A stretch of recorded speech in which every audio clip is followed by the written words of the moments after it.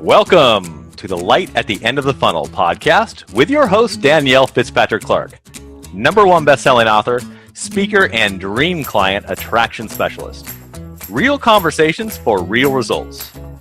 Here, entrepreneurs and small business owners share what happens on the journey to success, the nitty-gritty, the highs and lows, the ahas that brought them to the light at the end of the funnel.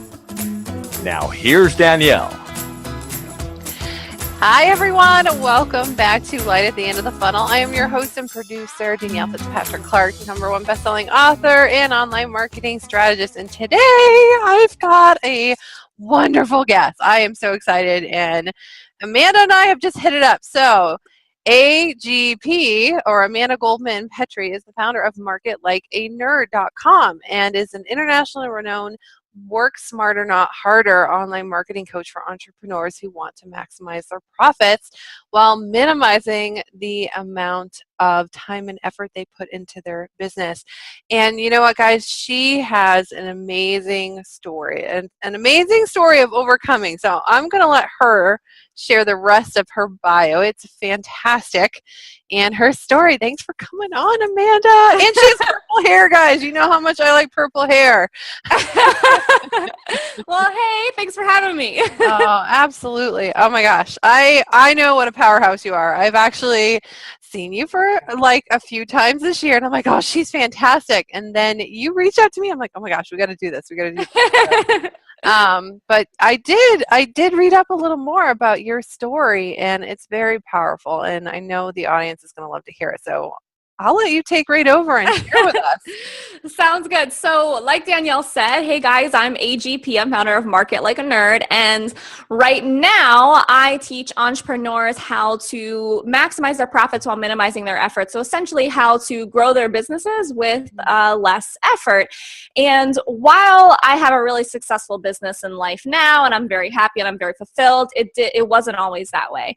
My story is basically I grew up in what I like to call Bloody-Moor Murderland, or Baltimore, Maryland, in a blue light drug district in Baltimore, where my biological father was a drug addict. He was homeless and in and out of jail for a good portion of my life, and eventually ended up overdosing in a McDonald's bathroom.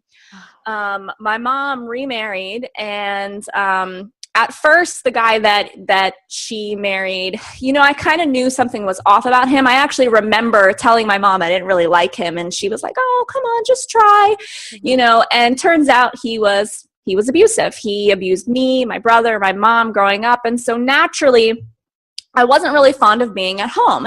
I ended up really turning my head towards school and just really falling in love with learning. I became a type A overachieving nerd, and I really believed that if I just did well in school, if I got good grades, if I did everything society tells me I should do, then I could go off and become a doctor or a lawyer, the stereotypical the stereotypical professions that people think will change their lives forever. Mm-hmm. And if I just did that, then I would change my life. And so I was valedictorian everywhere I went, and finally I got a full ride scholarship into Johns Hopkins University, which is the number 12 university in the entire world, the #1 medical school in the entire world. And I was like, okay, finally, this is it. I'm going to change my life. Well, fast forward to the summer before I was going to the university. One summer day, I went into the dentist office, got my braces off. Yes, finally. Good feeling. It's a good feeling. Because my teeth were messed up. They look so much better then. And I walk out of the dentist office, cross the street, and as I'm crossing, an 80-year-old man driving his minivan going 50 plus miles an hour hit me. Wow. His car collided with my leg. My head went into his windshield, absolutely shattered it. And then my body kind of flew on top of his car. And that's when he finally realized that he hit me. He didn't even realize right away. So he slams on the brakes. My body flies forward into the intersection, and my head was about a foot away from being crushed by a passing 18-wheeler. Luckily, I mean, I guess there was someone up there looking out for me. Right on the opposite side of the street, there was an off-duty EMT. And he came over and he stopped traffic to make sure that I didn't get run over. And he revived me. Then he called in exactly what I needed. The ambulance came. They took really great care of me. It was a hoot. The EMT was really hot. No. Hey, well, there's a silver lining right there. I remember it very distinctly because I was like, if I just make fun of this situation, like if I laugh, it won't hurt so bad. Because it hurt really bad. Yeah. As you can imagine, getting hit by a minivan. Wow. I spent a week in shock trauma. Mm-hmm. My concussion was so bad, I forgot months of my life. I had to learn how to walk all over again because I broke my femur and I had to get a rod installed in my left leg. Mm-hmm. And I went from having to be bedridden to be in a wheelchair to be in a walker to 2 crutches to 1 crutch to cane to limping to walking to sort of jogging to running, and it really hurts, to finally I can run again.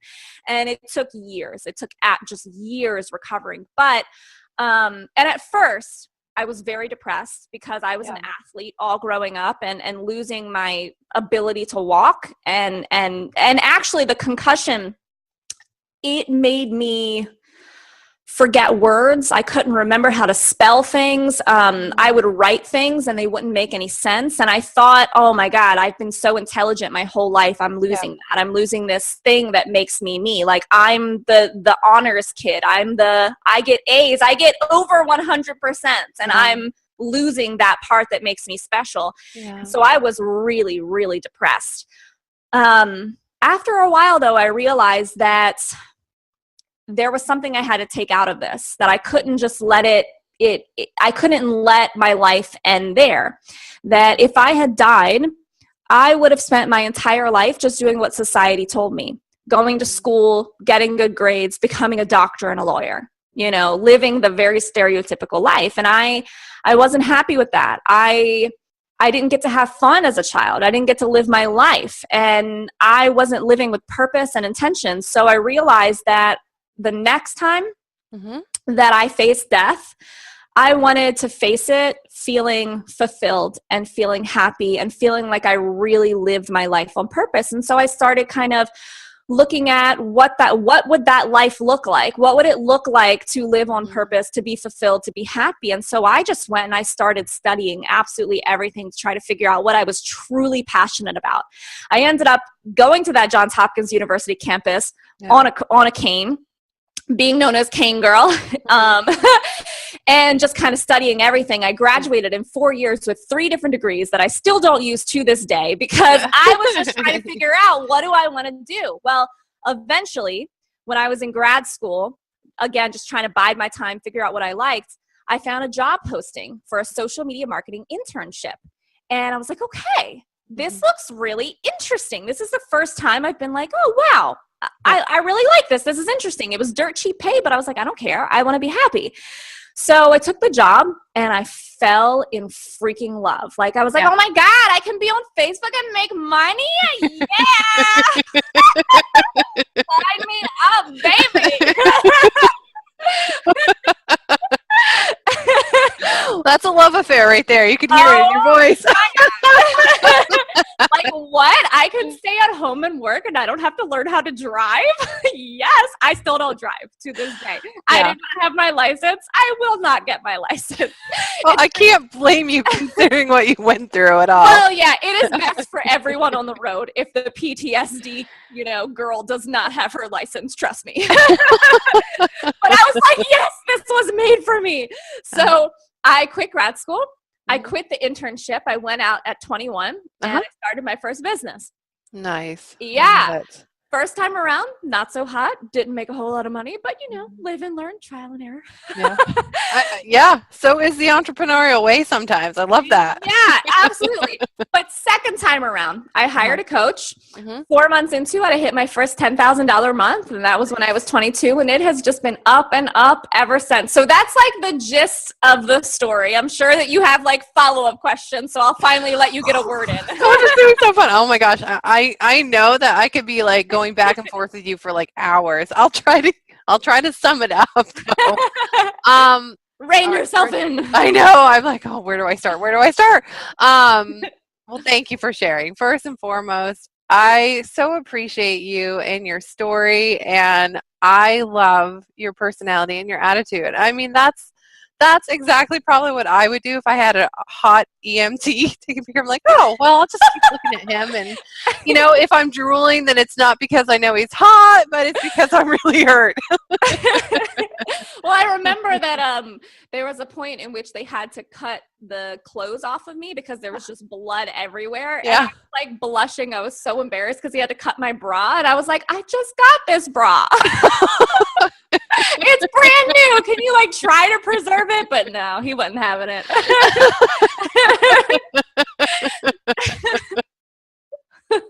You're amazing. You're amazing. I'm going to jump right into this. And I have to say, I'm wondering if you think that positive attitude is what has gotten you through everything in your life. I mean, I think that sometimes I am positive as a mechanism to cope with things that I'm actually really conflicted about. Like when I was going to, I'm very conscious about this with myself. I try to be self-aware. But when I was going to therapy for post-traumatic stress disorder, because after getting hit by the van, I was very scared of basically everything. Like if it moved, I was terrified of it. Yeah. And so I had to go to therapy to even be able to just walk across the street. Like that was terrifying for me, and getting into cars was terrifying for me. So in therapy, I would laugh at things. So my therapist finally one day was like, Amanda, could it be that you're laughing is a coping mechanism? Mm-hmm. And I was like, oh, you caught me. Yeah. So I am very, very positive. Yeah. You must know that sometimes it's a coping mechanism, and it doesn't mean that I don't feel negativity. It doesn't mean that I don't feel sadness or I don't feel anger. I feel those things for sure. I just choose not to dwell on them, and I choose to try to have a positive outlook on it if I can. And for sure, I definitely think that's helped me in my life. Absolutely, because it allows me to be just a little bit more resilient than some people are. Yeah, I love that. I've been called out on it too. I laugh a lot, especially when I'm uncomfortable. I'm like, I don't know what else to do. I also laugh when I don't know what people are saying. Like if I can't actually understand them, I'll just be like, yeah, my husband went to a grad school where there was a lot of international people, so I laughed a lot. I'm just like, they probably think I'm a dingbat. That's okay. Whatever, But they think I'm listening, so we're good. Or they think that I can hear them or understand. It works. It works. It definitely works. Okay, and the next question I have, and I feel like this is like what so many people are just wanting to hear. Like so your first year, it was a rough one. A lot of trial and error. So can we dig into that a little? What did that look like for you? So my very first business was called The Greek Tweak. It was and you're a sorority girl, so you'll understand sort of what I was doing here. But basically, it was an online publishing company for fraternities and sororities where I had a collection of contributors who would write blog articles on things like leadership, recruitment, other topics that I cannot recall at the moment. And they would share these blogs on my platform, then share them with their audience. So I would use these contributors, like these were people like speakers from Campus Speak, which is a huge, huge speaking organization for universities, magazines for like studentadvisor.com, I think is like an online magazine for students who are either in college or looking to go to college and need some, advice in the process, and and then like leaders in the fraternity and sorority community. I had all of these like really high profile people in that industry writing and sharing their articles with their people. So I grew this massive following. And so I was very, very good at that. I was good at building my list. I was good at building buzz for myself. People came to know me very, very quickly in that industry. But the thing that I wasn't good at was turning the buzz and turning the traffic and turning the list into money. I hadn't actually mastered that part yet. I was just like, if you build it, they will come. Like if you grow your list, they will buy. And I forgot about the whole piece of like actually having to ask them to buy something. Like I hadn't figured that part out yet. So that was the missing link in that business. Yep. And then in the second business, I filled that in. I was like, okay, I know how to build my list. I know how to build buzz for myself.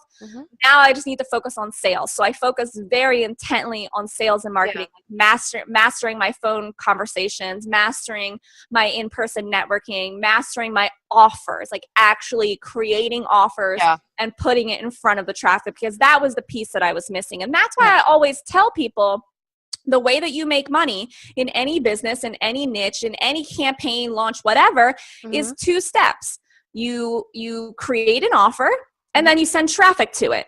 So in my first business, I got the traffic, but not the offer. And then in my second business, I finally had both pieces. And that's why I actually started making money, because I knew the offers and I knew the traffic, and it was finally working. It was clicking because I had both pieces. Yeah, absolutely. And I love that you explained everything that you went through and how it was a learning process, because there's a lot of entrepreneurs, a lot of audience members that are in their first year.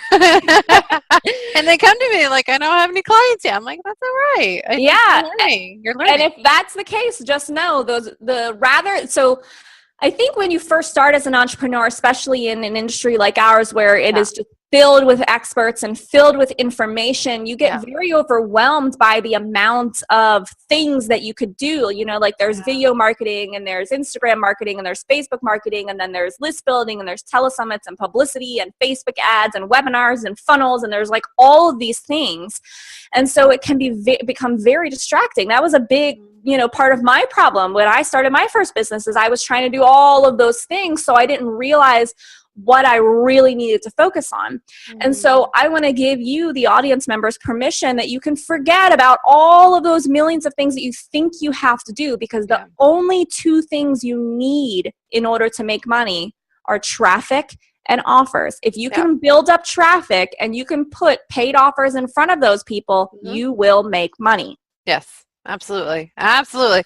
Oh, and now we're going to get into the work smarter, not harder piece, because I have a feeling there's a good story behind that. So as with all things. Yeah.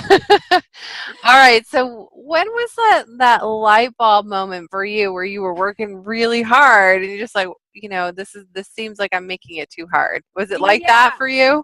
Oh, for sure. All the way up until, I want to say I was like 25 maybe, which I know that sounds young, but it was a lifetime for me. Okay. So, me being a type A overachiever, I was, the valedictorian type. I had a tendency to revert into working hard. So even after I was hit by the car and I realized that, life was too short and I needed to have more fun, even after I had that epiphany, I still had the tendency to revert back into the old me. I still had a tendency to revert back into the overachiever, hardworking girl that I was. And so when I became an entrepreneur, I hustled right away. I was working hard, and my very first coach, I don't think was necessarily the best influence on me in that regard, because she was one of those no BS, like hardworking coaches, those hustle coaches. And she would actually ask us, like, what are you willing to sacrifice for the success of your business? And so I reverted back to that type A, overachieving, hustle working overtime girl. Mm-hmm. And in my very first business, even in my second business, even in my third business, Mm-hmm. I was working overtime. I was working really, really hard. And yes, I was making money. Like my second business, like I said, in 4 months, I hit my 10K month. In my third business, within 4 months, I had already made $150,000. So I was making money, but I was not really happy. And so finally in that third business, the one that made $150K in 4 months, I was like, man, I am only paying myself $3,000 a month. That's it. Yeah. And I'm working all the time. This does not match. If I'm working this much, I should be paying myself way more. And I'm so unhappy and I'm so burnt out and something has to give. So then I had birth to my second child. I gave birth to my second child. Mm-hmm. And I was on maternity leave. I took like a 2-week maternity leave and I did not want to come back. And I realized that if I was doing something I truly loved, I would have wanted to go back. Yeah. I would have missed the work, but instead I was bitter about it. Mm-hmm. And I didn't want to feel that way anymore. So I reminded myself of what I learned when I was hit by the car, which is that life is too short. You have to live it on purpose. And next time when I actually do die, when I want to feel happy about the life that I led, the life that I lived. And so I quit. I quit that business. I left just, it was with a business partner. Mm-hmm. And I approached her first and I said, these are the things I need to be happy in this business. And if that's something that you can't do, then I have to go. And she said that's not something she can do. So I was like, okay, then I have to leave. So we tried to find someone who would buy my shares in the company. Mm-hmm. And we actually did. We found someone, but it would have taken like a year. And I said, no, I'm not waiting a year to be happy. So I said, I'm just going to leave. The business is done and I'm going to start a new business on my own, one that is intentionally going to be designed to make me happy. And that's what I did. I left that business. I started up Goldman-Petri coaching, which was my first venture into the coaching world. And I freaking refused to do anything I did not want to do in that business. I was stubborn as all get out. I was like, I am not getting on the phone.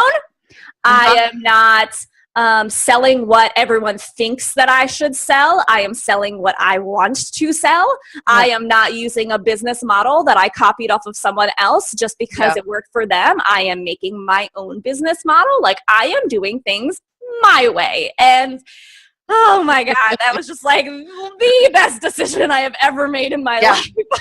I love it. I'm a fan of that. I'm a fan of I'm a fan of customization. Like I think everyone has like a different goal.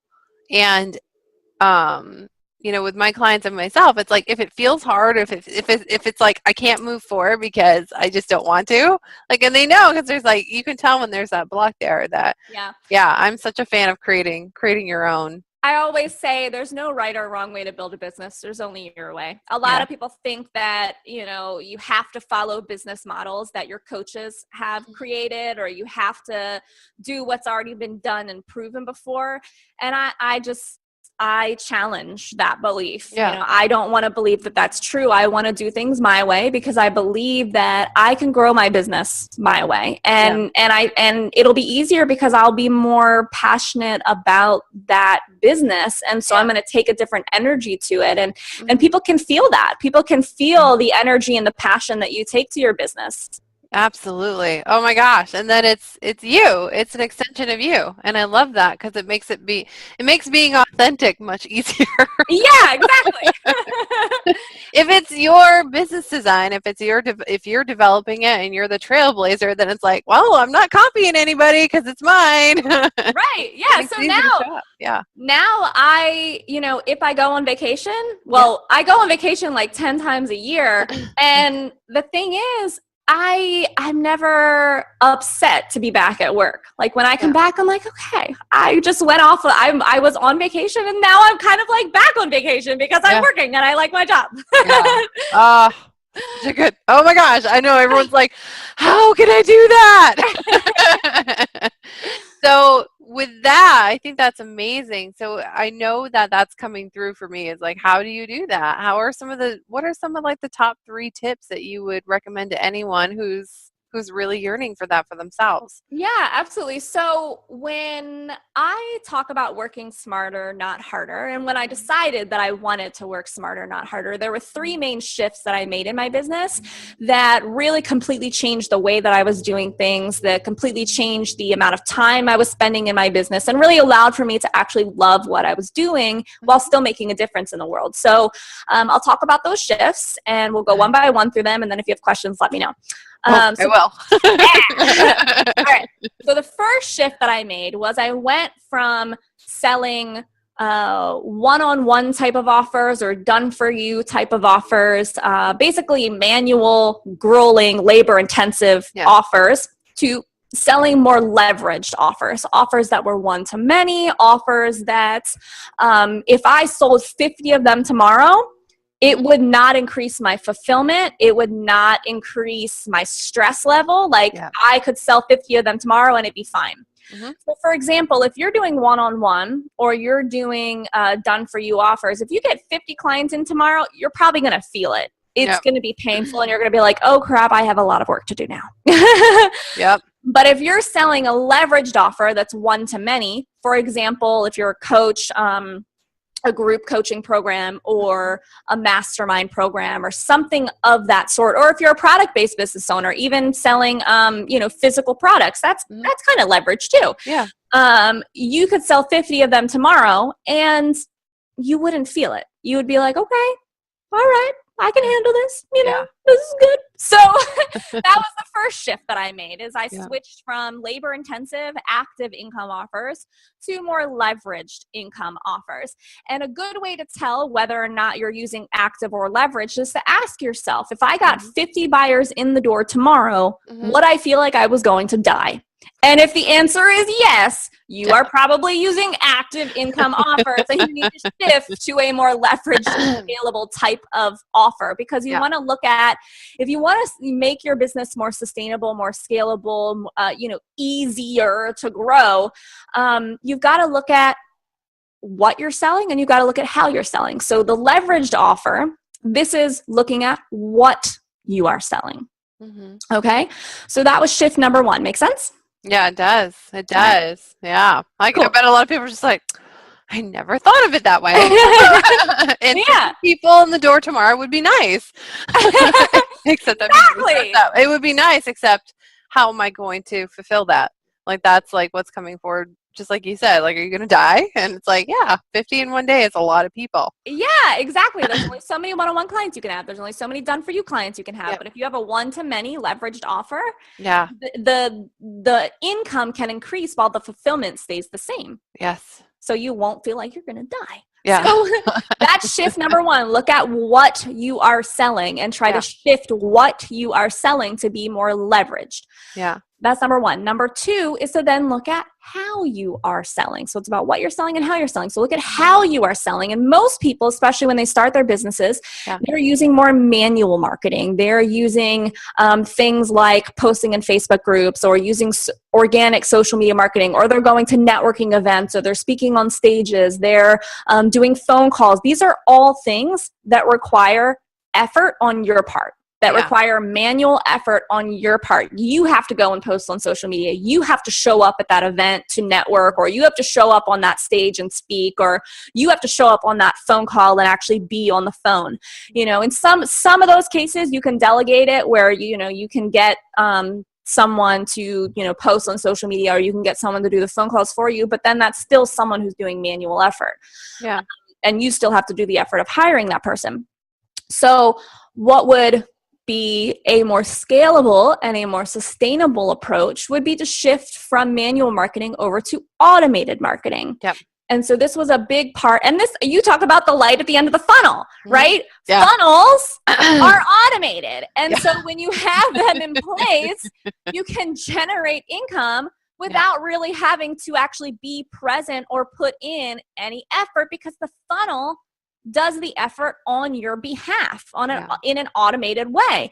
So I went from constantly being on the phone, like just all hours of the day, because I'm a great salesperson. If you talk to me, you will buy from me. Guys, you can't see this, but she's like petting her hair. It's really cute. I'm gonna brush my shoulders off. Like, for real, I have 14 spots in my mastermind sold already. I just started my mastermind launch recently. I have talked to 15 people, and this is like a $20,000 offer. I've talked to 15 people, and 14 of them have bought. So I am a great salesperson. But here's the thing. I do not want to be trapped on the phone all day long. It's just, that's not fun for me. I love doing the coaching. That's what I was, meant to do. So that's what I want to be investing my time in. I don't want to be stuck on the phone all the time. So I stopped doing phone sales. Actually, when I first started my coaching business, I didn't do any phone sales because I was like, screw this. I am so tired of it. And I started shifting to more automated marketing. And now I've kind of started, because now, I only work like 25 hours a week. I go on vacations. I feel very free in my business. So now I've started trickling some of the calls back in, and I will only get on the phone with people who are interested in my high ticket offers and my, my mastermind, people who already know about the offers before they get on the phone. So I've kind of trickled it back in, but for a very long time, I got rid of the manual marketing and I shifted mainly to automated marketing because that is what was more sustainable and more scalable. Make sense? It does. And what's coming forward to me is like everyone, they're like, well, how do you do automation if you don't have a list? Like, I'm seeing a lot of people who don't have like an email list. They're like, well, how do I automate? No one. Yeah. Well, so that's the thing. Again, the way that you make money is you create an offer and then you send traffic to it. So with funnels, you do need funnels, and you do need the funnel and the traffic. If you have the funnel, but you don't have any traffic going into it, you're not going to make money. So for me, the top 3 ways that I send traffic to my funnels is number 1, Facebook ads, which is a very stereotypical answer. So I will also tell you the other 2, which is number 2 would be publicity.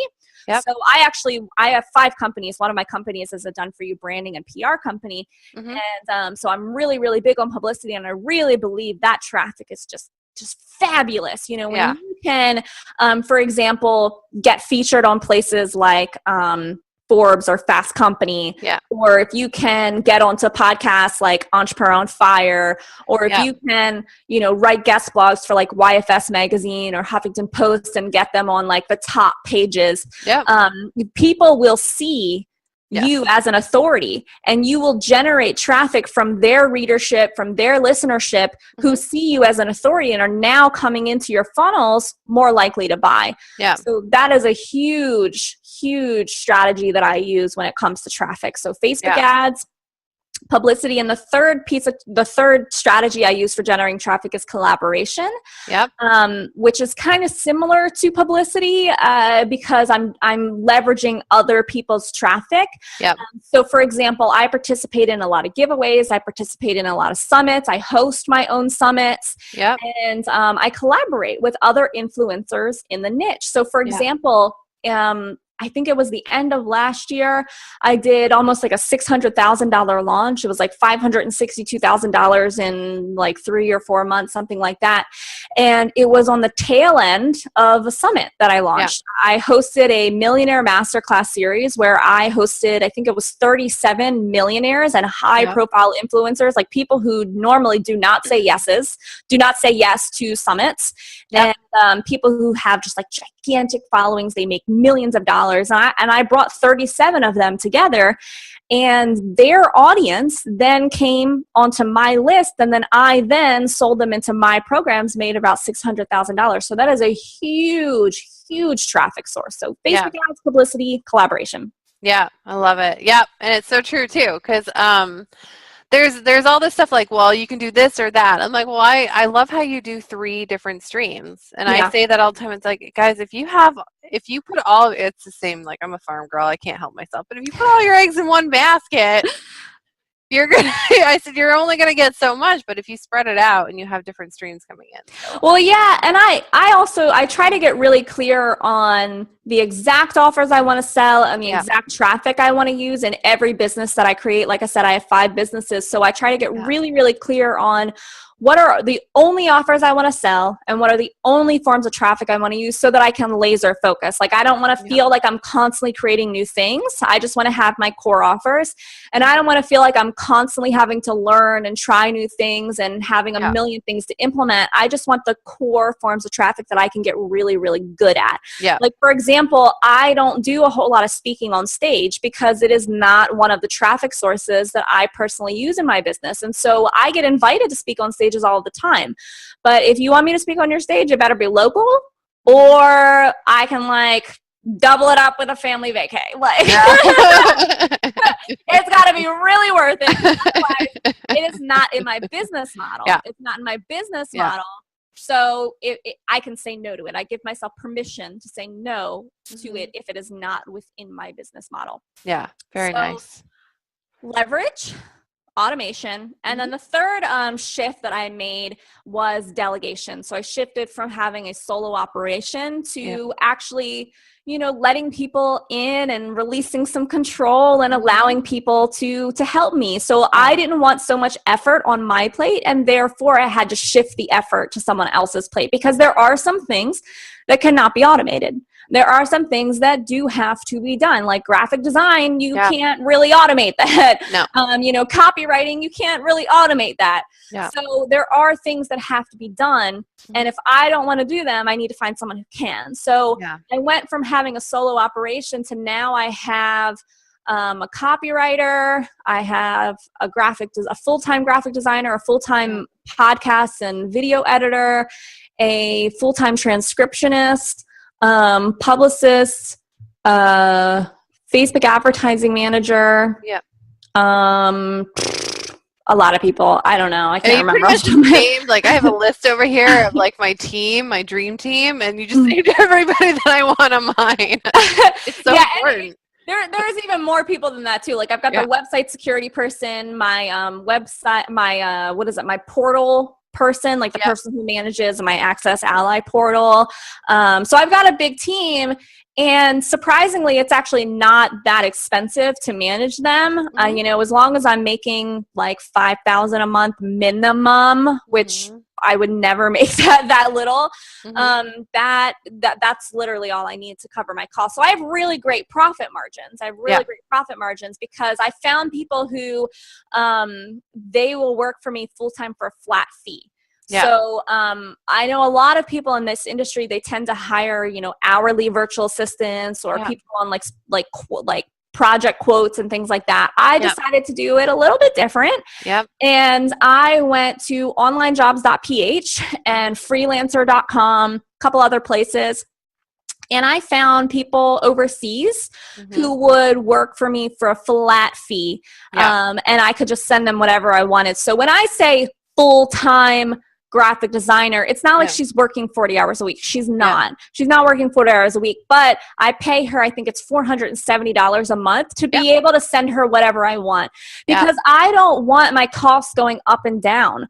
I want to know, I want to be able to project each and every single solitary month into the future exactly what my costs are going to be. I don't want to have to guess, and I don't want things, 1 month I'm, spending $2,000 on a graphic designer. The next month I'm spending none. I don't like that. I like consistency, reliability, because if I know every single solitary month, these are my costs, I know what I need to cover. Right. Yeah. So, I love that approach. Like my transcriptionist, I pay like $310 a month. I barely send him any transcriptions, but some months I send him a ton. Like I'll send him 20 in 1 month, and in other months I might only send him 2. And it doesn't matter. It doesn't matter because it's a flat fee.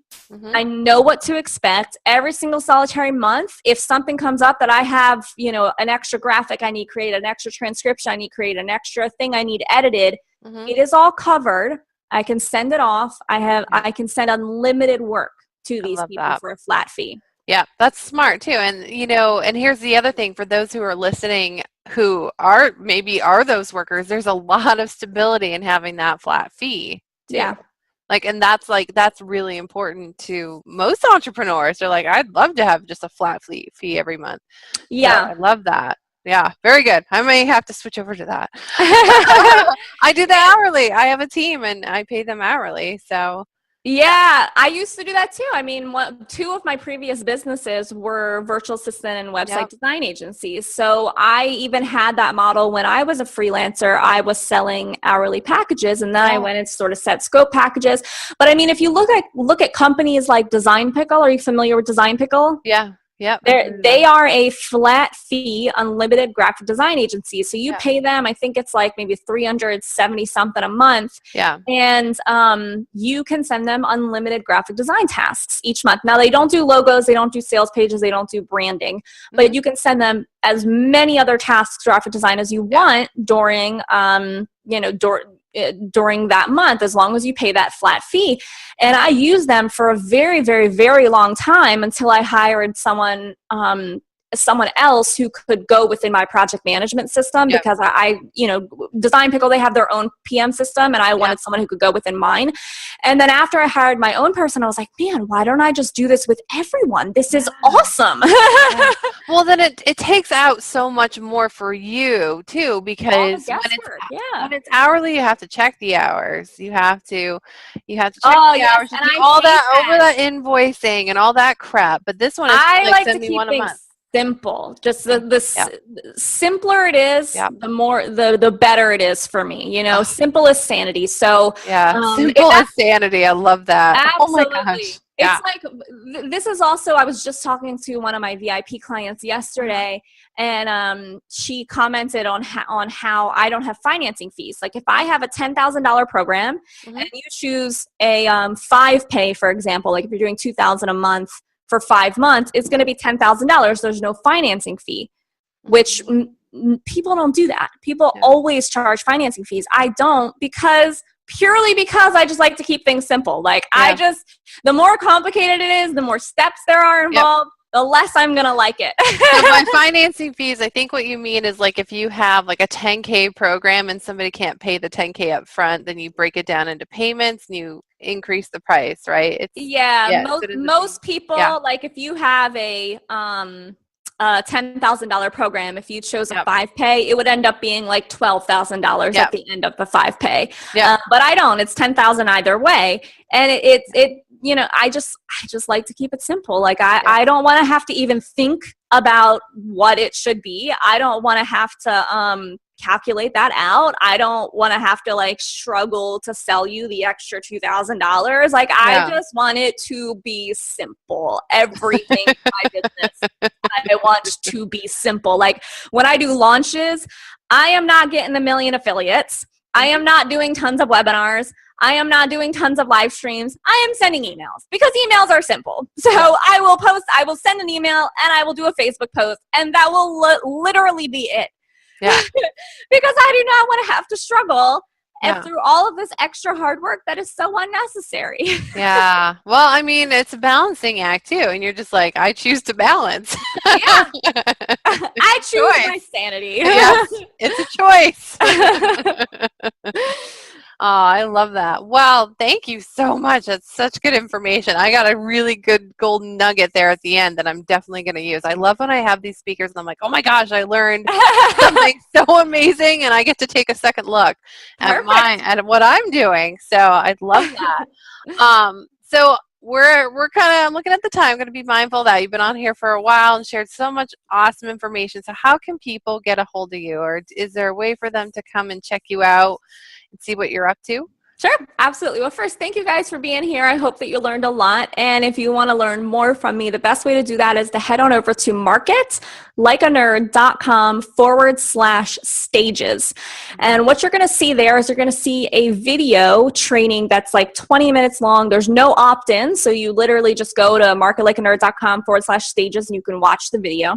And the video will explain the different stages of business and what you need to focus on exactly in that stage of business, so that you can forget about all of the unnecessary crap that is out there that's distracting you. So it'll give you your exact action step based on your stage of business. Then once you finish watching it, you should know what stage you're in. And there will be a button underneath of the video where you can click to tell me your stage of business. So you'll put your name, your email, and the stage that you're in. Mm-hmm. And then it will send you the most relevant resource based on your stage of business. Oh, so simple. I love it. I actually went in and tried it out, guys. It's awesome.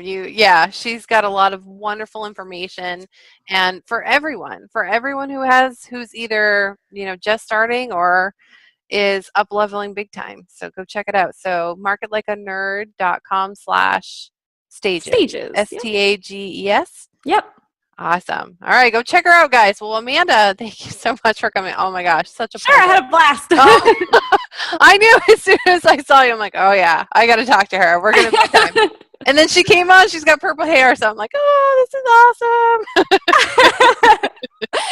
Well, we really appreciate you coming on and sharing your knowledge and your experiences and your wonderful overcoming story. Gosh, you are such a gift. You are such a gift. Oh, thank you. Right back at you, babe. Oh, thanks so much. So everyone will be back on next week with another episode of Light at the End of the Funnel. Bye for now. Bye. Hey everyone, thank you so much for joining me for another episode of Light at the End of the Funnel. Me and my amazing experts have provided you with so much valuable information, and to take it that next step, I'd love for you to go over to the show notes page at bit.ly/endoffunnel. That is bit.ly/endoffunnel, where you can receive free gifts from both me and my amazing experts. Thank you so much.